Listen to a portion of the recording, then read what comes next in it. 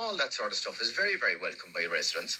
But what's not welcome is where they're placing the cycle lanes, the removing of the canopy of trees in Farranree. I think it's important to note as well, Paul, that in Farranree we have the lowest density of trees than anywhere else in the city. And that's a documented study in the trip by the tree officers of Isn't it important to note as well, Ken, that you voted in favour of this scheme when you were a councillor in City Hall? Yeah, let me set that record straight for you, okay? Because I heard there was a plant in the audience last night who mentioned something like that as well, right? So what happened at that vote when that vote was taken in 2022?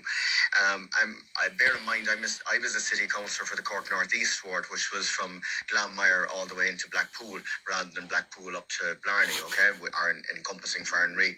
But what normally happens there is that it goes out to public consultation. Public consultation goes in. It goes to the city councillors who are the ward councillors for the area. That night on that particular vote, it was proposed by a Fianna Fáil councillor, seconded by a second Fianna Fáil councillor. No councillor from that area had any objections to it. And generally, as a councillor from a different ward, you would take your lead if there was a problem, or that you perceived that there was going to be a problem, or the councillors in the area that are on the ground, that are listening to the people in the area, that are meant to be representing those people in the area, had no objection. You would then vote with the majority of the councillors. At that particular time, I think it's 6 councillors in the Northwest ward agreed that there was no problems, that everything was fine, and that we went along with the vote. And actually, the vote was an agreement that I think the 31 of us actually voted for it because there was no objection to it. Ken, if you look at the minutes, Ken, it's a bit rich. It's a bit rich now. Coming along now at this stage to say you're opposed to the bicycle lanes because of the public pressure that has come out. The public are up in arms, and now you're siding with them, whereas before you voted in favour. Well, let's be fair, Paul. What would you prefer me to do? Go against the public? Well, you voted in favour of it. Would you prefer me to disagree with the people of Farranree that have come to me and asked me to represent them? Would you prefer if I turned my back on the people of Farranree, the people of Knockpogue Avenue, and the people of that area? You wouldn't do that because you'd be afraid of your life of losing your seat next time round. But why did you vote in favour of it first day? Wouldn't I be a stupid man if I didn't listen to the people? But why did you vote in favour of it first day? Because there was no objection. Let me repeat this for you, because I don't know if you listen to me or not. But let me repeat it for you. There was no objection from the ward councillors. And I took my lead from the ward councillors who said everything was fair and everything was fine and everybody was in agreement. Many of the residents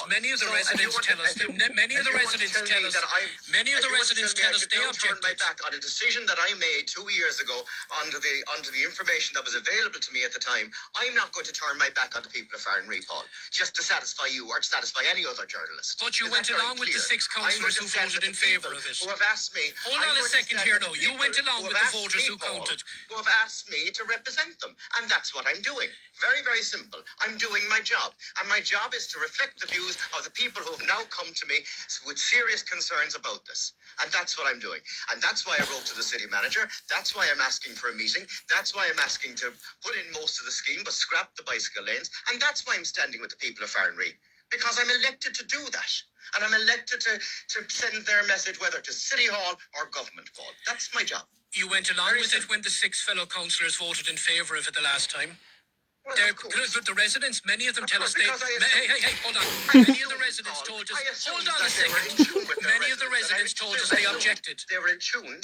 I assumed that the elected representatives of the area were in tune with their constituents. It's now after coming to my attention that I wasn't in tune with the feeling in the area.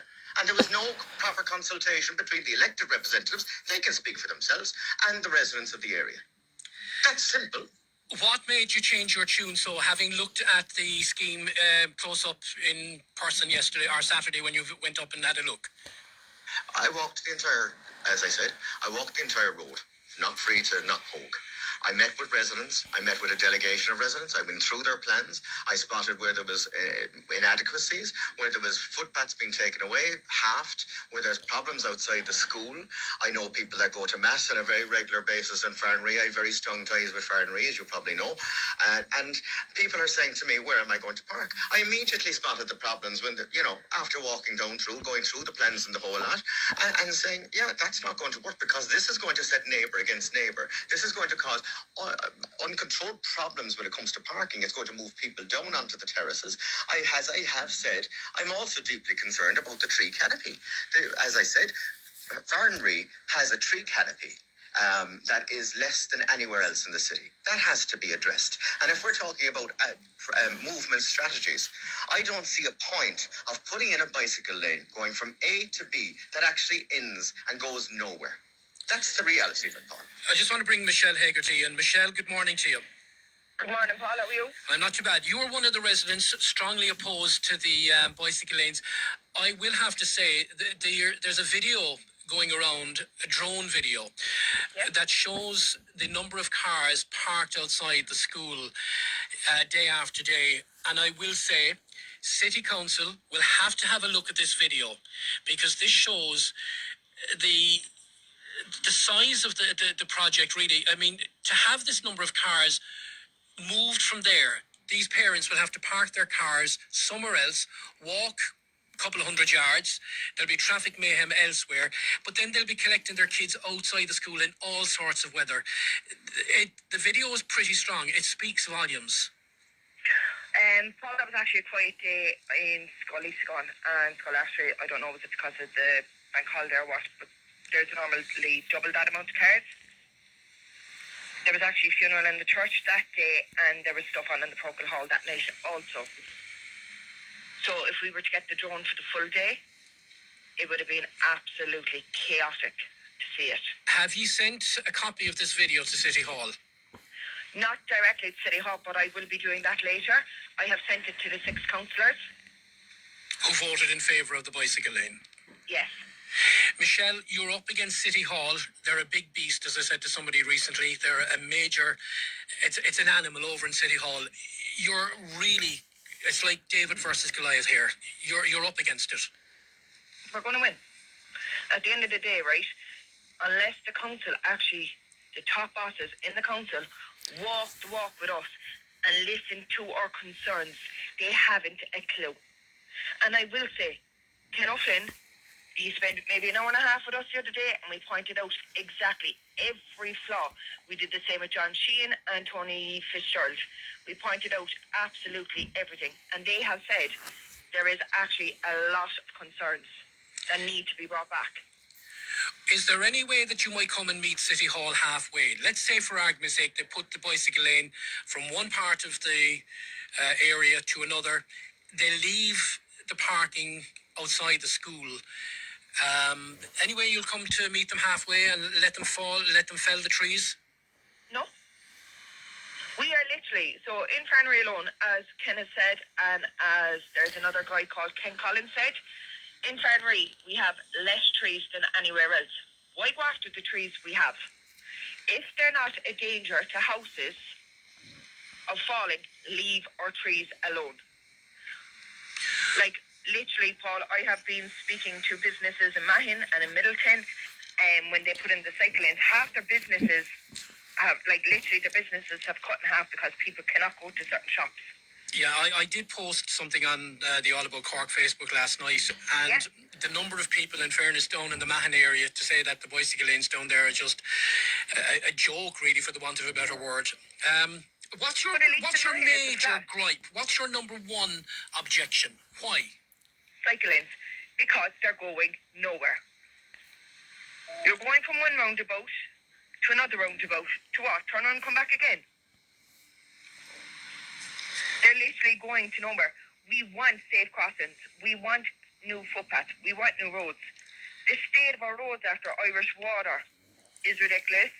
They're a trip hazard. But the project City Council is putting in place is a €7 million project. It's a €7 million development of the roads. You have to welcome that investment. We welcome it, but not the cycle lanes at the cost of everything else. Also, as far as I'm aware, the scheme can actually be done for walking also. If you actually look over the south side, we have the pictures. They've got new roads and footpaths. They've got crossways without cycle lanes. Why can't we? Why are we being held at ransom saying it's all or nothing? Ken O'Flynn, Ken, can I ask you, do you think, is there any way this can be tweaked? Well, I think there is, and I think there's a very valid point and a genuine point about active travel. Active travel is also about walking. So, this lose it or use it, or use it or lose it approach, or it's all or nothing approach.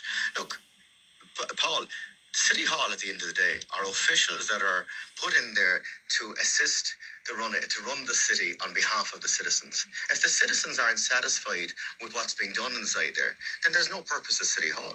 City Hall has to listen to the citizens on the ground. They have to listen to the residents of the city, and they have to make a better life for the citizens. It's been blatantly pointed out on this program, other programs, and in various days, that this program or this plan of works isn't suitable for the area. It causes more problems than it fixes. And I believe that 7 million could be drawn down. Active travel is including walking. It's not just cycling. It's not about cycling. We had a green minister who was cycle lane mad and decided that everything that you had to apply for, all funding, had to have a cycle lane in it. I sincerely doubt that any official in City Hall really thought it was a good idea to put a cycle lane into Farranree, going from A to Z, or going nowhere, which it actually is going absolutely nowhere. I don't think any of them but they were stuck with a green minister at the time. Ken, there isn't a snowball's chance. There isn't a snowball's chance of City Hall backing down, because if they back down on this one, they'll have to back down. No, hold on a second. If they back down, excuse me, I was talking. If they back down, Ken, they have to back down on development, maybe up in Knocknahini or over in Churchfield or down in Ringmahon from here on. If they lose this, they lose face altogether.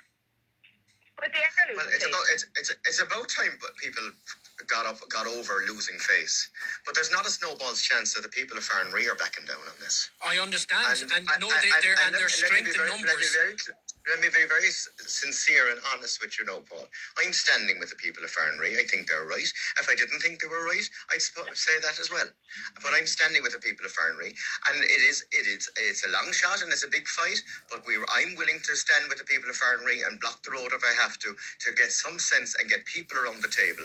But I'm very disappointed with local councillors who met with people who said this, that, and the other, did the opposite, and then went into a meeting and came back out of the meeting and said they're very happy with the officials in City Hall and with the plans that are happening there. I think that's very disappointing. And look, they'll have their own reckoning.